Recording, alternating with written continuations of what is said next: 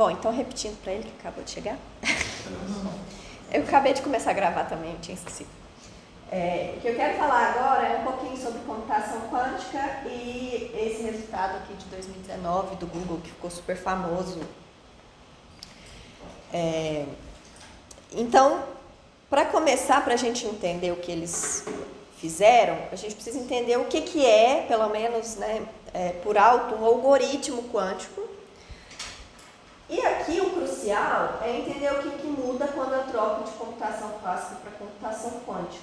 Então, os nossos computadores, eles têm várias coisas que são quânticas, assim, como que a ciência dos materiais mudou a tecnologia que a gente usa hoje. Mas o processamento de informação, a informação continua sendo processada classicamente, que significa que a gente tem sequências de bits e operações que levam sequências de bits em sequências de bits, que é o que a gente conhece como álgebra booleana.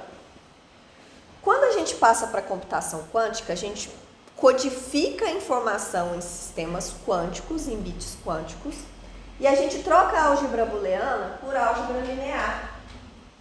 Então a gente muda completamente a matemática por trás daquela computação, e é óbvio que mudando a matemática, a gente muda a estrutura, aumenta as possibilidades do que eu posso fazer, e é justamente isso que a gente quer explorar. Então, o que muda quando a gente aplica as portas lógicas, que são, né, um dos ingredientes principais aí?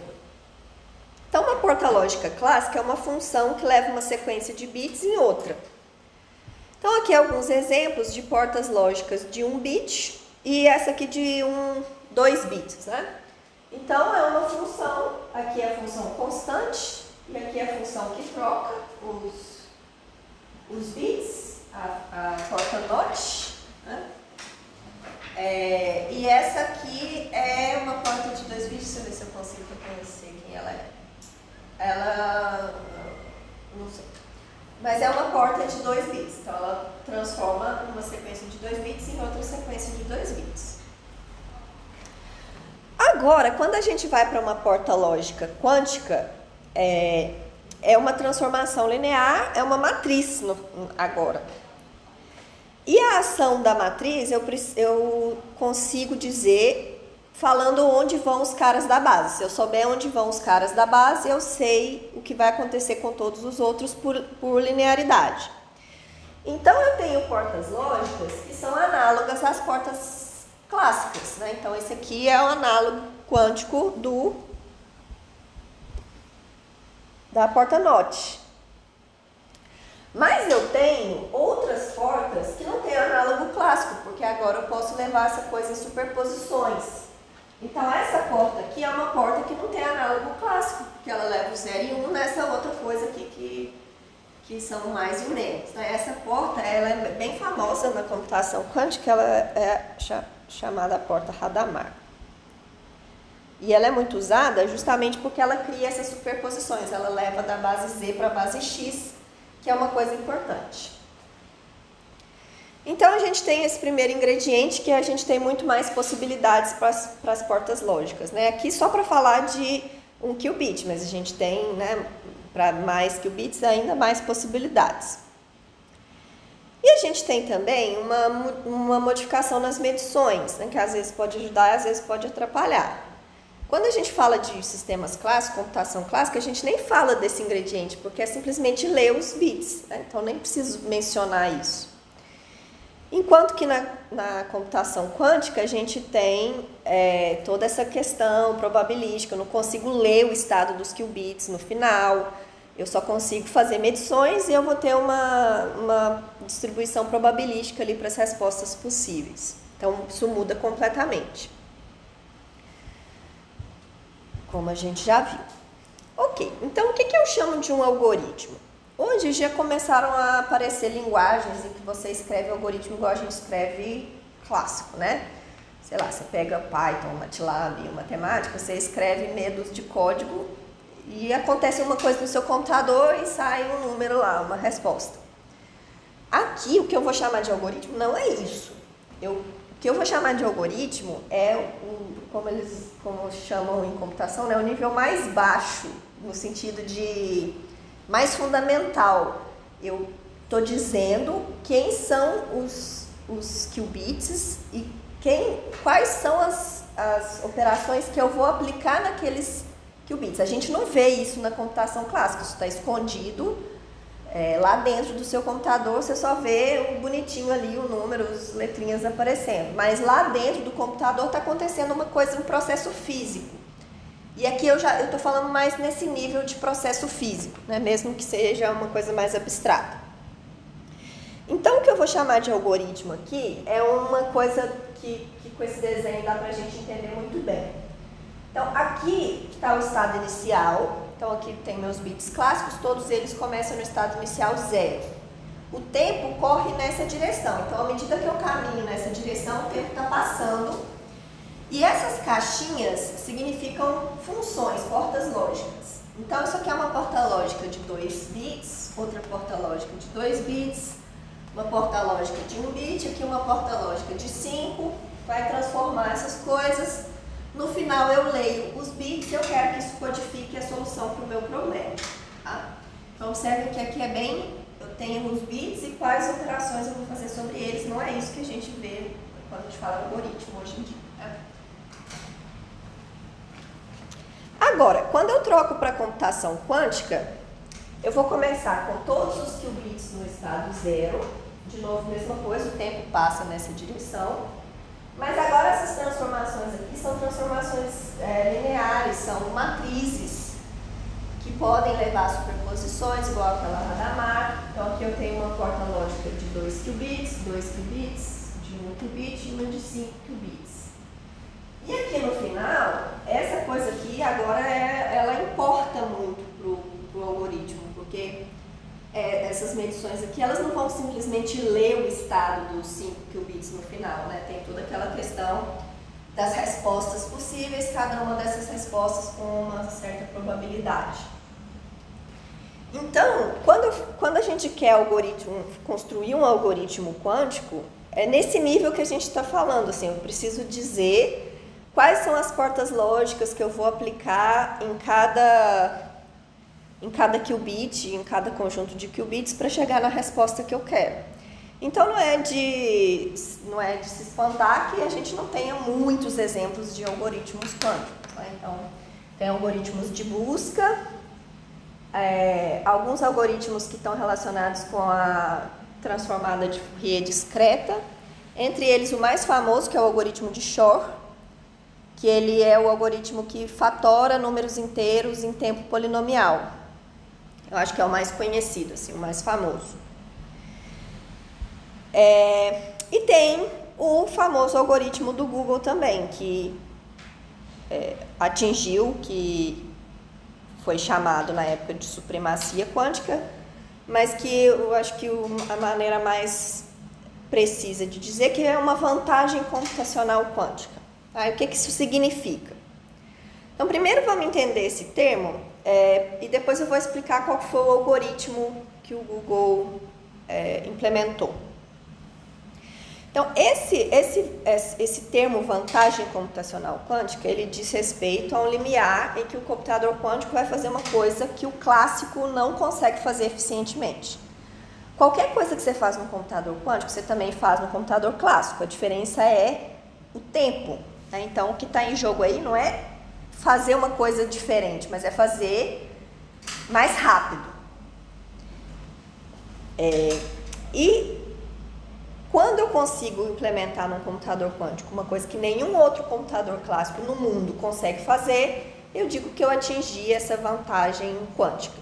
Então, vocês observam que isso é uma coisa temporária, né? Eu posso atingir hoje e amanhã tem um outro computador clássico mais potente, com um hardware melhor ou um algoritmo clássico melhor, que passa a fazer eficientemente a coisa que eu fiz no meu computador quântico eficientemente. Então, vocês sabem bem que a computação clássica não é uma coisa estática, né? Ela está sempre evoluindo e, portanto, pode ser que depois de atingir a vantagem computacional, não seja mais vantagem computacional.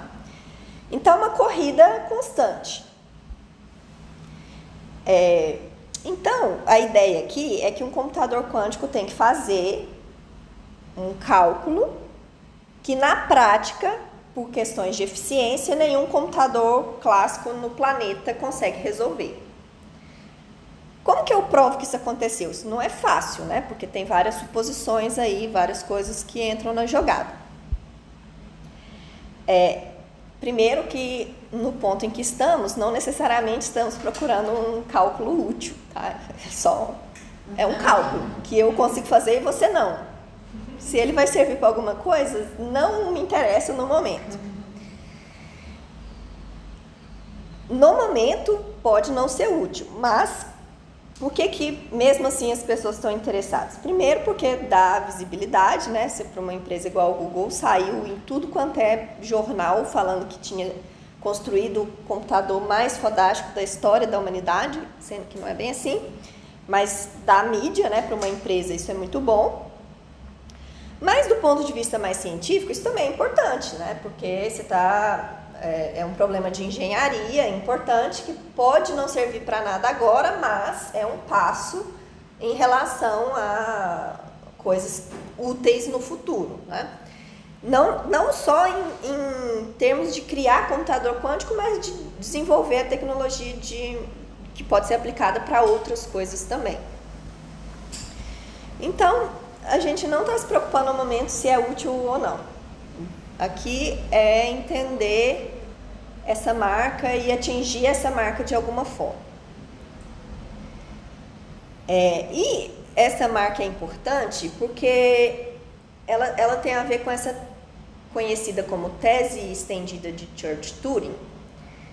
A tese de Church-Turing, eu não sei se vocês já viram alguma vez em algum curso de computação, mas ele tem a ver com uma suposição, né, um postulado, sei lá, de que máquinas de Turing conseguem simular qualquer outro tipo de computação que você conseguir pensar. Isso é verdade, até então.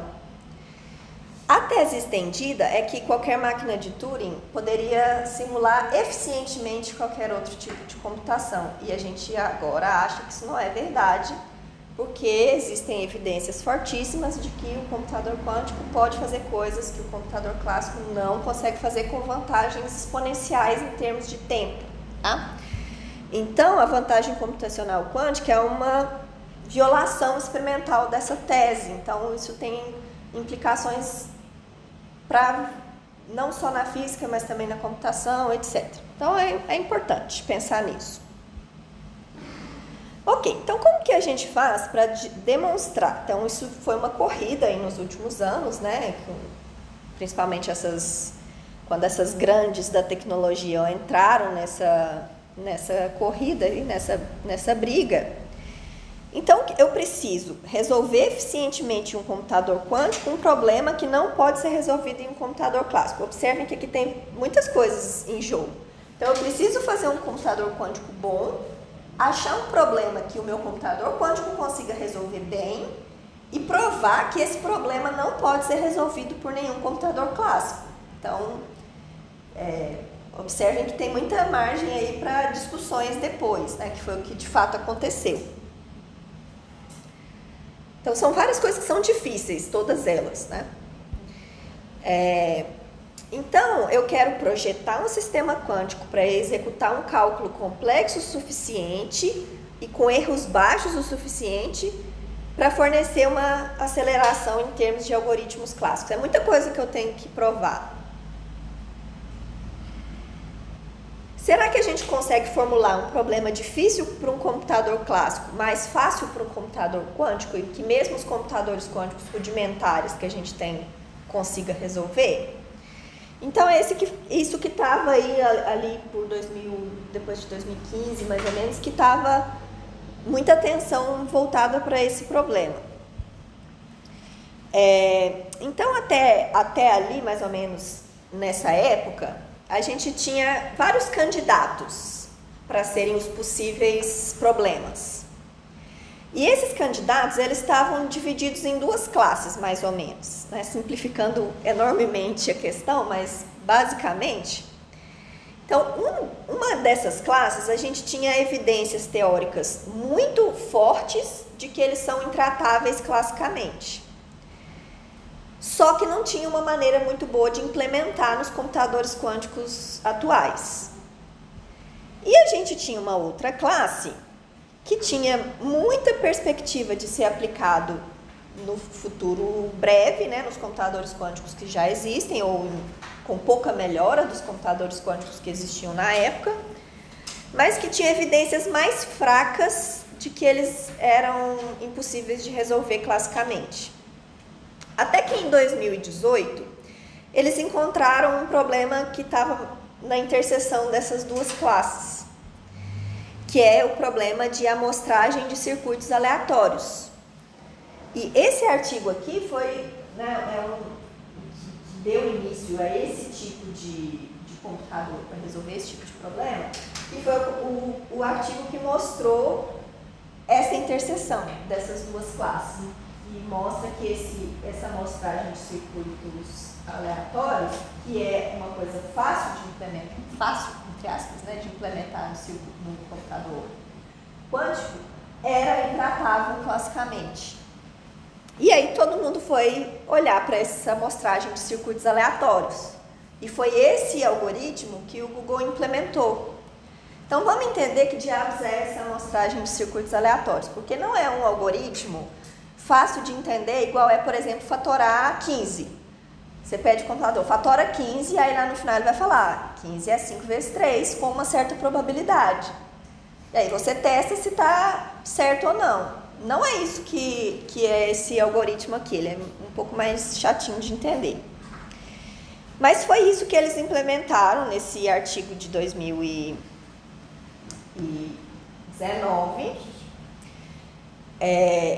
Então, é muita gente, porque aqui tem um time teórico e o experimental. Tem um brasileiro, Fernando Brandão, que hoje é professor do Caltech, amigo do Sheldon. E era da FMG, foi meu contemporâneo lá na FMG, um pouco mais velho que eu, mas eu conheci ele lá, ainda como estudante.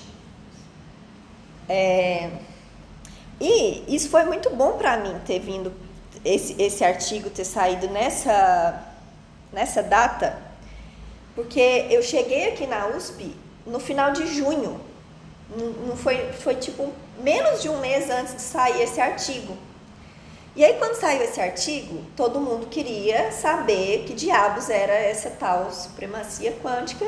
E aí, quando as pessoas querem saber alguma coisa, elas procuram a USP. E aí, quem era de informação quântica da USP era eu. Aí eu apareci na televisão várias vezes. E aí, minha mãe estava desesperada, porque eu larguei meu emprego em Minas e vim pra cá, e deixei meu marido lá. Só que eu comecei a aparecer na televisão. E minha mãe falou, nossa, que chique. Aí eu acho que ela ficou mais tranquila. Mas foi muito bom pra mim, assim, porque eu ganhei muita visibilidade, meio que do nada eu virei a pessoa no Brasil que fala de computação quântica, sendo que eu nem trabalho com esse direito. Mas tudo bem, pro tipo de pergunta que eles tinham, eu era capaz de responder corretamente. Mas foi muito vantajoso, assim, pra mim, o timing foi muito bom. Mas tá, voltando pra ciência aqui, né? O que é então essa tal de amostragem de circuito aleatório? Não é um problema de dar um resultado no final. É um problema de sample, de amostragem. Então eu quero que meu computador sorteie sequências de bits com uma determinada distribuição de probabilidade. E aí o computador quântico faz isso, porque ele é quântico, então ele está sendo ele mesmo, enquanto que o clássico tem que simular o outro, e essa simulação é difícil. Tá? Então é isso, eu quero que meu computador fique cuspindo sequências de bits com a distribuição de probabilidade correta. Tá? Então não é um algoritmo que dá um resultado no final, né? Ele vai te dando sequências de bits e você quer verificar se a distribuição de probabilidade que ele segue está correta. E isso é difícil. Vou explicar por quê daqui a pouco. Bom, então o que é esse algoritmo? Esse algoritmo é assim. Na verdade, são vários algoritmos possíveis, né? Porque você pode pensar aqui a geometria de várias formas. Daqui a pouco eu vou explicar o que o algoritmo do Google é. Mas você começa com uma certa quantidade de qubits. E aí você tem tem uma estrutura de portas lógicas fixas. Então, essa estrutura aqui está fixa. Mas qual porta lógica você vai aplicar pode variar. Então, na primeira rodada, eu escolho aleatoriamente que porta lógica que eu aplico. Na segunda rodada, eu vou escolher de novo. Então, o circuito que eu rodo em cada rodada muda de acordo com esse sorteio que é feito aqui das portas lógicas. Então, pode ter algumas portas lógicas que são fixas e só algumas eu vario, eu posso variar todas, tem muitas possibilidades. Então, não é um algoritmo só, são infinitas possibilidades, né? E aqui no final eu vou medir e vou gerar uma sequência de bits, que é a resposta. E aí eu quero que o meu computador clássico imite isso e fique cuspindo sequências de bits, seguindo a mesma distribuição de probabilidade que sairia desse circuito quântico aqui, tá? Então esse aqui é o problema. Então observem que é uma coisa que não é fácil de explicar, né? Não é você fatora 15 é 5 vezes 3, não precisa entender nada de quântica para entender qual que é o problema. Aqui não, aqui você precisa. Então, logo antes das medições, dependendo de quem são essas portas, você vai ter um estado que é desse tipo aqui, né? Uma combinação linear arbitrária. Esses coeficientes vão depender das portas, por isso eles vão mudar de uma rodada para outra, porque você mudou as portas. E aí você tem essa distribuição de probabilidade, com essas respostas aqui, com essas probabilidades aqui. E é isso que você quer que seu computador imite. Então você quer criar no computador clássico uma coisa que vai cuspir sequências de bits, seguindo essa distribuição de probabilidade aqui. Para esse circuito pequenininho, você consegue fazer de boa, porque você põe o seu computador clássico para simular tudo, sem problemas.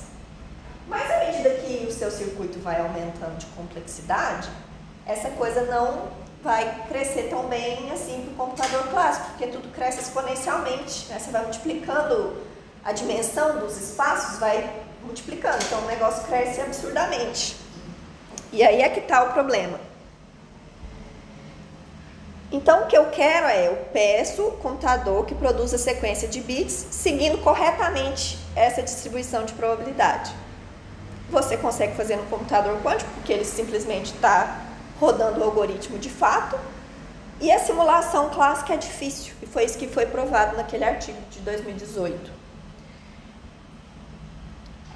Então, vamos supor que a gente tem um circuito que atua em 50 qubits, só para a gente entender a dimensão dos números que aparecem aí. Tá? Então, tem 50 qubits. Esse computador do Google do artigo de 2019 tinha 53. Era para ter 54, não funcionou, então ficou 53. No final do circuito, os 50 qubits estão em uma superposição de 2 elevado a 50 estados. Então, eu tenho 2 elevado a 50 respostas possíveis, cada uma com uma probabilidade que depende do circuito todo, depende do que eu sorteei. Então, observem que não é uma coisa fácil de reproduzir por causa desse crescimento exponencial aqui. Então, se eu medir os 50 qubits, eu obtenho como resposta uma única sequência de 50 bits, né? Uma resposta para cada medição. Então, é como jogar um dado, né? Isso aqui, tentando explicar de maneira mais simplificada, mas vocês não precisam disso. Eu tenho 2 elevado a 50 possibilidades com uma distribuição de probabilidade super complicada que vem do circuito. Então, quanto mais complicado o meu circuito, com mais elementos, mais difícil vai ser para o computador clássico simular essa distribuição de probabilidade. E é isso que eu quero fazer.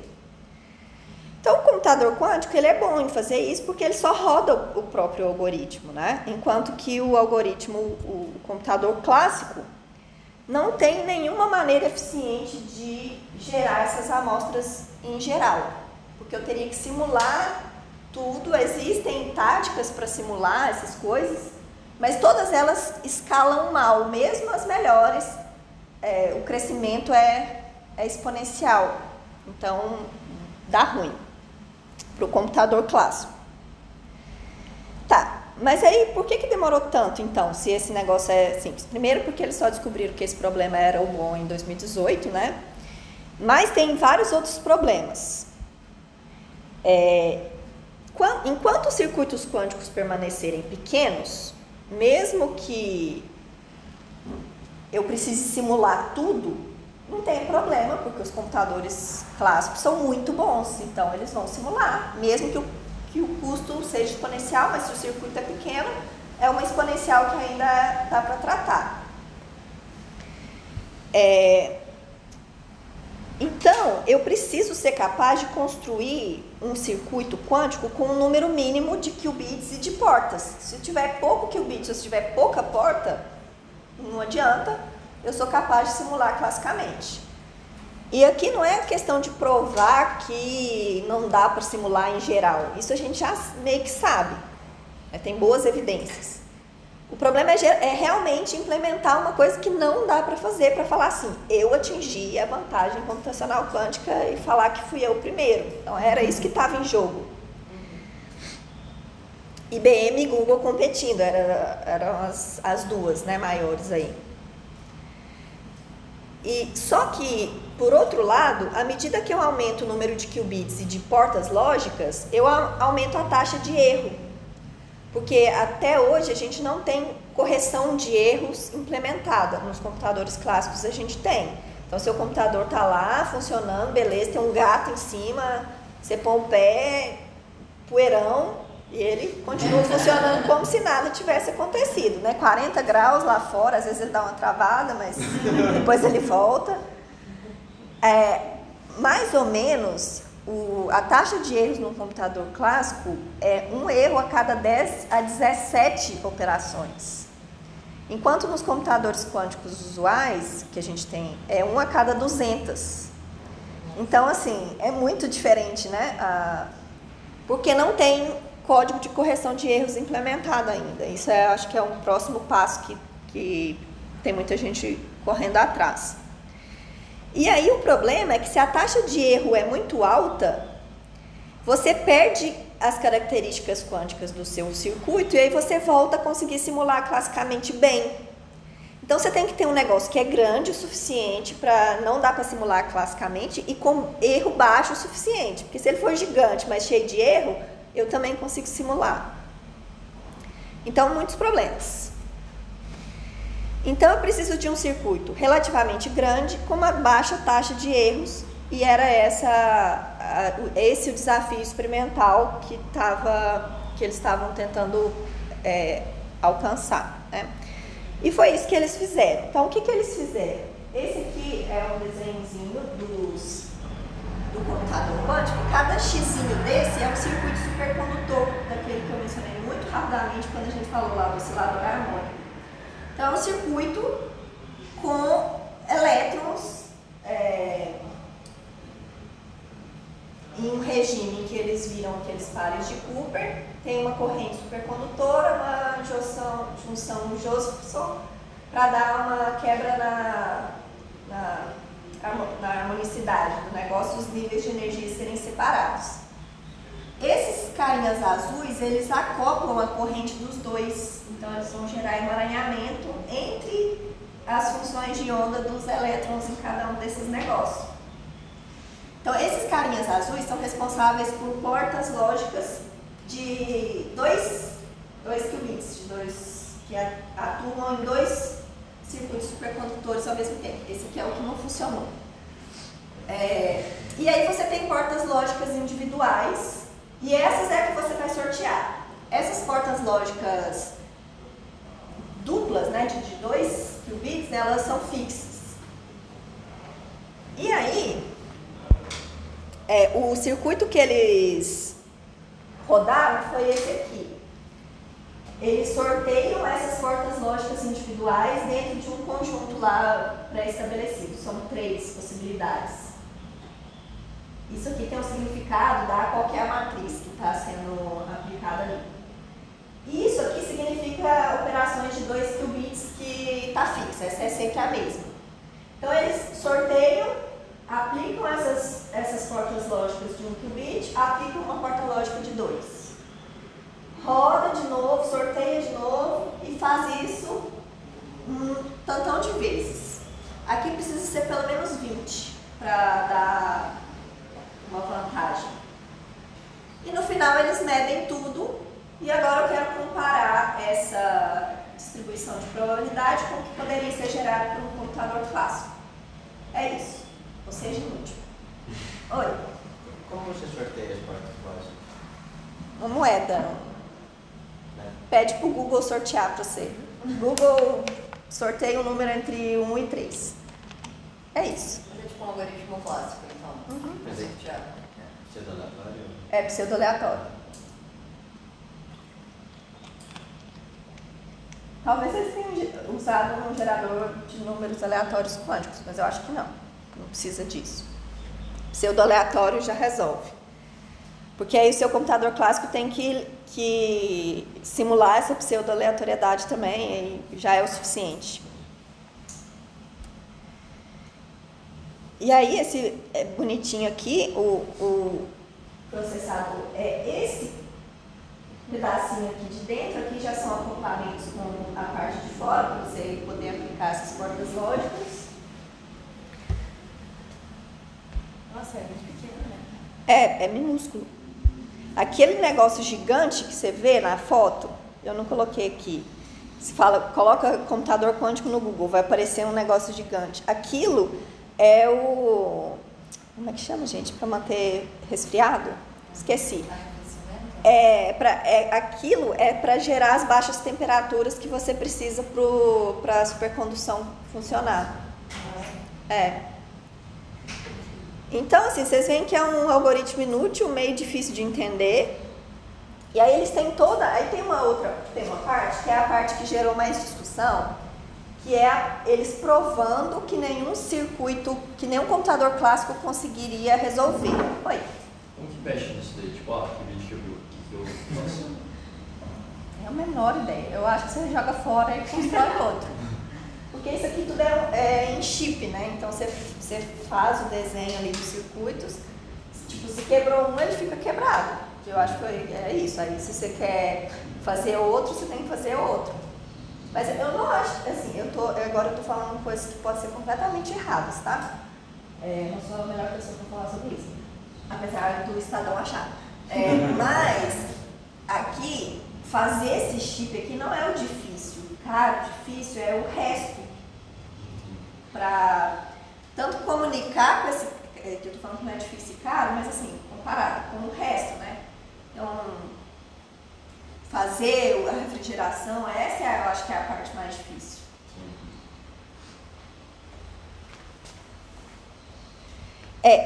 Voltando à parte de simulação clássica. Eles têm toda uma parte, que eu acho que foi a parte que o Fernando Brandão trabalhou mais, que é de mostrar que não dá para simular em computadores clássicos. Aí o que eles fizeram? Eles pegaram aquele computador, supercomputador da IBM, que é 2 quadras de basquete. Esqueci o nome, ele tem um nome também. Não sei me confundia, os canal com o outro, mas agora eu esqueci. E mostram que esse computador, que é o melhor computador que existe no planeta, demoraria 10 mil anos para resolver esse mesmo problema, para gerar sequências de bits com a mesma distribuição de probabilidade que esse cara aqui faz. E também depois tem todo um trabalho estatístico para mostrar como que seria essa distribuição de probabilidade. Então, assim, tem muita coisa teórica por trás. Só que eles consideraram que a simulação iria armazenar a informação apenas em disco rígido. E hoje a gente já tem estratégias que usam memória RAM, apenas memória RAM. E hoje já tem estratégias que usam memória RAM em disco rígido para armazenar aqueles produtos intermediários da sua computação, né? E aí, usando estratégias desse tipo, no mesmo computador, a equipe da IBM, né, que claro, não gostou nada de ter ficado para trás, mostrou que na verdade não ia demorar 10 mil anos, ia demorar 3 dias. Mas assim, se você melhorando a estratégia clássica, né? Porque é aquela conversa, né? A estratégia clássica não está fixa sempre. Você pode melhorar o computador, o hardware, ou pode melhorar o software também. E aí a ideia era justamente usar estratégias diferentes.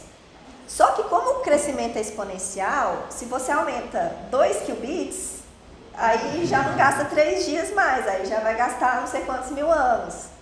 Então, assim, tá, beleza, reduziu de 10 mil para 3 dias, mas se você aumenta um pouquinho os qubits, então o prognóstico para os computadores clássicos realmente não parece muito bom. Mas, de novo, desde então, não aumentou muito a quantidade de qubits, aumentou, sei lá, foi o dobro.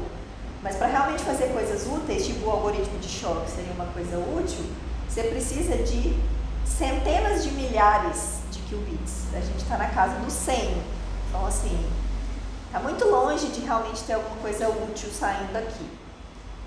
Mas, tipo, não dá para ser exponencial também é o melhor, porque se eu peguei NP por P. Então, não tem como saber. Quando a gente fala que existe, toda vez que você fala assim, existem evidências que o computador quântico não consegue, que o computador clássico não consegue resolver, é porque é NP, ou algum amigo do NP. Porque aí você acha que o computador clássico não resolve NP, então isso te dá evidências de que o computador quântico é melhor por isso, porque o computador quântico resolve eficientemente problemas que estão nessa classe de complexidade que a gente acha que o computador clássico não resolve. Mas não tem prova de que ele é melhor. Pode amanhã alguém inventar um algoritmo que resolve, que fatora números inteiros em tempo polinomial no computador clássico. Ninguém tem uma prova que não é, que é possível, né? A gente acha que é pouco provável, mas são conjecturas, né? Tem fortes evidências, mas que não é uma coisa certa. Então, assim, pode amanhã acontecer alguma coisa que muda totalmente esse panorama. Então, assim, esse negócio é completamente inútil e gerou uma hype absurda de computador quântico, um monte de startup, gente sendo contratada aos milhões aí ao redor do mundo para trabalhar nessas startups. E a gente sabe que eventualmente essa bolha vai estourar.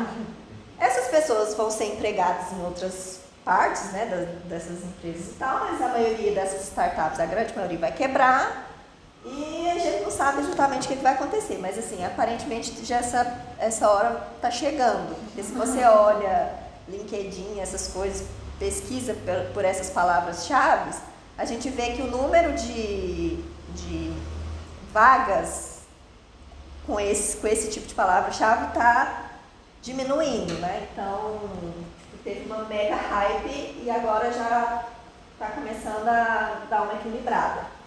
Mas eu gosto muito da frase a última frase do paper é essa aqui, porque da mesma forma que a parte experimental está avançando, mesmo que devagar, a gente tem a parte teórica também avançando. Então, pode ser que alguém tenha uma ideia legal de explorar esses dispositivos ainda rudimentares do ponto de vista da computação para alguma aplicação que seja útil. Eu acho que a coisa que vai virar aplicação de fato mais rápido, eu acho que é tipo simulação de sistemas quânticos mesmo, tipo moléculas e tal, que é um problema que o Google já tratou Deixa eu voltar nesse aqui depois. Nesse paper que saiu pouco depois, um ano depois, mais ou menos, né? Das mesmas pessoas, era o mesmo dispositivo. Então, esse método aqui, Hartree-Fock, é um método em quântica de achar o estado fundamental e a energia do estado fundamental de sistemas de muitos corpos. E aqui o que eles fazem é usar esse método no computador quântico deles para estudar uma cadeia com 12 hidrogênios. Que ainda não é uma coisa, nossa, quantos hidrogênios na sua cadeia, mas já mostra que você está indo por um caminho que pode levar a uma aplicação realmente útil do negócio. Então, eu acho que isso aqui vai ser assim, a primeira aplicação se algum dia isso acontecer. Então, até agora, os computadores quânticos são completamente inúteis. Eles não fazem nada que serve para nada. Então, todas essas coisas que são faladas, elas são baseadas, primeiro, em hype desnecessária, porque dá ibope, né, dá visibilidade, Se vocês verem, tem isso, acho que eu vou parar de gravar para falar depois. As coisas que algumas pessoas dessas empresas falam é tipo muito absurdo. Assim. Não tem nada cientificamente que garante que vai ter qualquer aplicação no futuro próximo. Então, eles estão muita empresa investindo nisso, mas não tem nada sólido assim. Se acontecer, vai ser muito bom. Então, é bom que as empresas estejam de fato preparadas, né? Mas, assim, outra aplicação interessante é isso aqui é uma palestra, o artigo não tinha saído ainda, mas que esse Scott Harrison é um dos cientistas assim, mais importantes em computação quântica, e ele é sempre muito cuidadoso com as coisas que ele afirma, assim, para evitar essas hypes e tal. Mas ele também é muito otimista, então eu gosto dele porque ele dá um balanço entre essas duas coisas. E ele deu essa palestra falando que você pode usar esses computadores para gerar números quânticos, números aleatórios, que é uma aplicação importante, né, em várias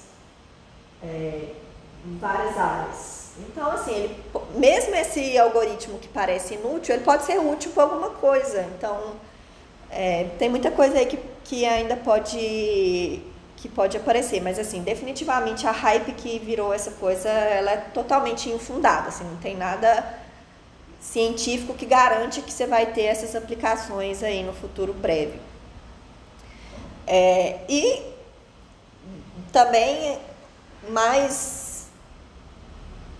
avanços, né, no sentido de precisar de menos condições. Por exemplo, uma coisa que todo mundo estava comentando era esses supercondutores sem precisar de esfriar, que é uma das partes mais problemáticas, né, da computação quântica, mas isso aqui não virou nada no final, eu acho, tá? Nunca mais ouvi falar disso. Então... É engraçado que tá falando que é a temperatura ambiente, mas é uma pressão muito alta, então no fim deve dar quase na mesma. Mas assim, né? Então, sei lá, tem muita coisa ainda, é uma ciência muito de fronteira, e eu acho que foram feitas muitas promessas infundadas, assim, sabe? Claro que pra gente da área é muito bom, pra mim foi ótimo, apareci na televisão várias vezes, mas a gente tem que tomar cuidado, né? Porque a gente quer atrair atenção e investimento para nossa área, mas isso não pode ser feito aos custos de prometer coisas que a gente não pode